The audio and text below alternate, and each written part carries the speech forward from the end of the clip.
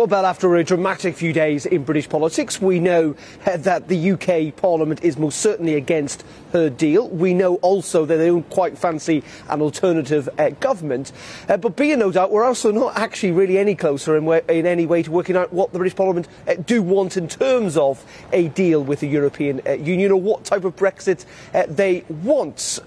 We have seen Theresa May finally, over the last 12 hours or so, reach out to other parliamentarians, to other party leaders. Most notably, she met with the SNP, the Scottish Nationalists, the Welsh Nationalists and the Liberal Democrats last night. Many would say way too late in this process. She should have worked out that she couldn't rely on her own party to get any deal through much earlier. But of course, conversations are not necessarily compromises. They are not actually deal forging, because many would say Theresa May is going to fundamentally have to move on her red lines if she is going to get a deal through Parliament.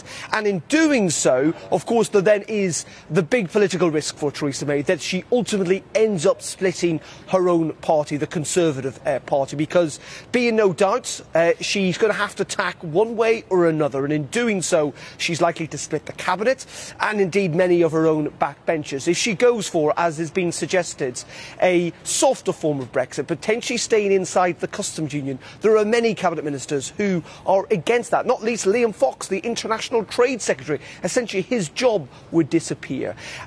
Also, if she was to take a much harder line, go with the much more hard form of Brexit, potentially even supporting no deal, she would see mass resignations within her government. It is incredibly politically difficult. Her next move, a bit like a game of chess, really could be a checkmate in some ways for the Conservative Party. So profound are those issues for the ruling governing party. And on that chessboard, of course, is Jeremy Corbyn, to whom she's extended that olive branch. He hasn't taken it. He says unless she meets his demands, he will not take it. What's his game here? Yeah, indeed. Of course, he is playing a political game as well. You may have noted that when I listed out those political parties, it didn't include the main opposition party here in the UK, the Labour Party, because Jeremy Corbyn has thus far refused to meet with Theresa May, even though in many ways, of course, his next move could unlock this process very easily as well. But he has to be politically aware that Labour are also divided on this issue of Brexit. And in meeting Theresa May, many party members and indeed many of his own MPs would feel that they are helping to facilitate Brexit.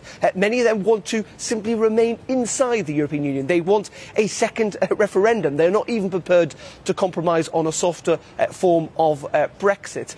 And ultimately, of course, Jeremy Corbyn wants to see a general election. He wants to see almost the Conservative Party split. That is why the Prime Minister last night here in Downing Street tried in some way to talk over him, talk over the party politics and address the people, the nation, and say that she was acting in the national interest. But many of her critics would say, as I said, this is way too late in the game. And ultimately, when it comes to politics, the most important function is your ability to count. She has thus far not been able to do that, relying way too much that her middle ground deal would get through. That is simply not now going to happen. And the question is, what will happen? Who can she get on board? And is she fundamentally willing to compromise on her red lines in order to do that? But as I say, at a risk of splitting her own party.